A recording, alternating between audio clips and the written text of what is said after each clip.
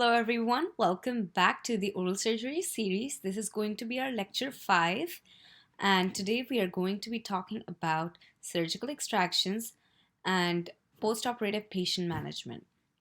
So I'm going to be covering whatever we couldn't finish in our last video when I talked about simple extractions, but now I'm just going to be focusing more of the surgical extractions just to be more comprehensive about it. And then I'm going to be including the postoperative patient management techniques. So let's see what topics we will be covering today.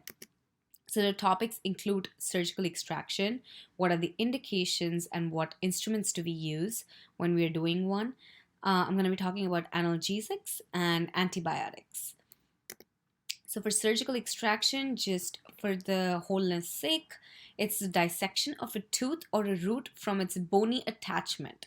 So which you can compare when we were talking about simple extraction. Simple extraction was simple.